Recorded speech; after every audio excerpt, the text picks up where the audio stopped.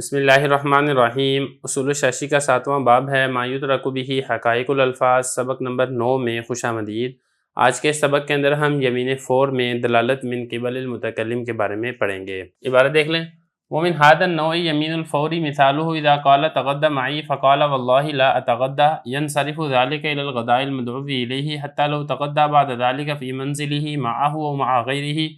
في ذلك اليوم لا يحنث. وكذلك إذا قامت المرأة تريد الخروج فقال زوج إن خرجت فأنت كذا كان الحكم مقصودا على الحال حتى لو خرجت بعد ذلك لا يحنث۔ ترجمہ دیکھ لیں۔ اور اسی قسم سے یمین فور ہے۔ اس کی مثال یہ ہے کہ جب اس نے یہ کہا تغدی معی، میرے ساتھ صبح کا کھانا کھاؤ، اس نے کہا واللہ لا اتغدی، اللہ کی قسم میں نہیں کھاؤں گا،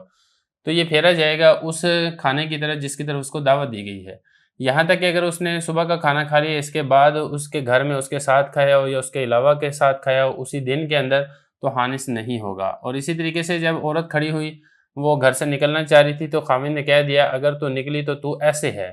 تو یہ والا حکم مقصود ہوگا اسی حالت پر، یہاں تک کہ اگر وہ اس کے بعد نکلے گی تو وہ خاوند حانث نہیں ہوگا۔ عبارت ہو چکی ہے، ترجمہ ہو چکا ہے، اب چلتے ہیں اس کی تشریح کی طرف۔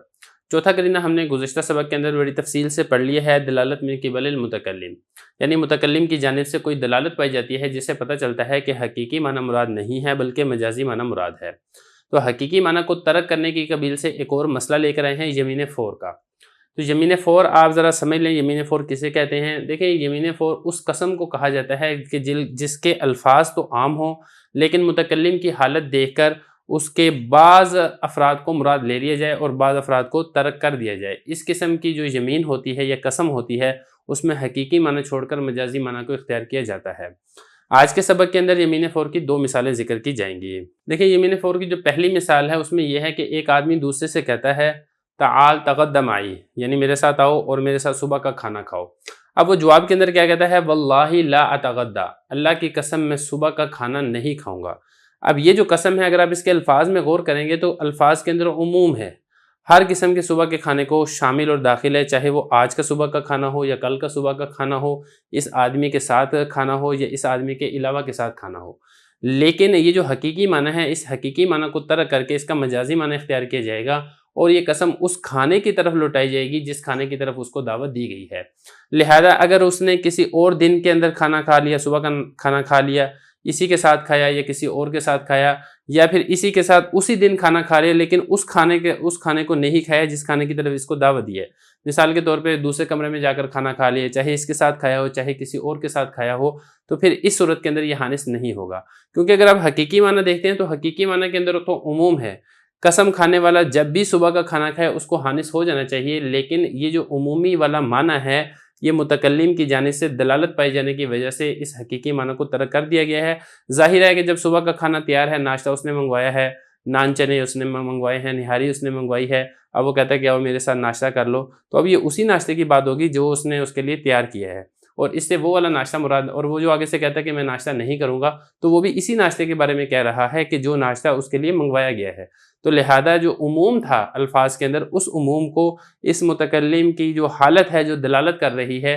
کہ تمام صبح کے کھانے مراد نہیں ہے بلکہ یہ مخصوص کھانا مراد ہے، لہذا اسی مخصوص کھانے کے اوپر ہی قسم محمول ہوگی، اور اس کے علاوہ وہ کوئی اور کھانا کھا لیتا ہے، ناشتہ کر لیتا ہے، اس کے ساتھ کرتا ہے، کسی اور کے ساتھ کرتا ہے، تو اس صورت میں حانث نہیں ہوگا۔ عبارت دیکھ لیں۔ فرما رہے ہیں کہ اسی قسم سے یمین فور ہے۔ اس کی مثال کیا ہے؟ جب اس نے یہ کہا تغدی معی، میرے ساتھ صبح کا کھانا یعنی ناشتہ کرو، اس نے کہا واللہ لا اتغدی، اللہ کی قسم میں کھانا نہیں کھاؤں گا صبح کا، تو یہ والی جو قسم ہے اس کو پھیرا جائے گا الی الغداء المدعو الیہ، اس صبح کے کھانے کی طرف جس کی طرف اس کو دعوت دی گئی ہے۔ حتیٰ کہ اگر اس نے کھانا کھا لیا اس کے علاوہ، اس کے بعد کھانا کھا لیا، اسی کے گھر میں کھانا کھایا، چاہے اس کے ساتھ کھایا ہو چاہے اس کے علاوہ کے ساتھ کھایا ہو، اسی دن میں ہی اگرچہ کھا لیا ہو تو حانث نہیں ہوگا، یعنی کہ قسم نہیں ٹوٹے گی۔ اس کے بعد مصنف رحمۃ اللہ علیہ نے یمین فور کی دوسری مثال ذکر کی ہے۔ اس میں مثال یہ ہے کہ عورت تیار تھی، وہ گھر سے باہر نکلنا چاہ رہی تھی، تو خاوند نے اس سے کہا کہ اذا خرجت فانت طالق، اگر تو گھر سے باہر نکلی تو تجھے طلاق ہے۔ اب یہاں پہ دیکھیں طلاق کو معلق کیا گیا ہے خروج پر، اور خروج میں اگر آپ دیکھتے ہیں تو الفاظ عموم ہیں، اس وقت نکلے اس کو بھی شامل اور داخل ہے، اور اس کے علاوہ کسی اور وقت نکلے،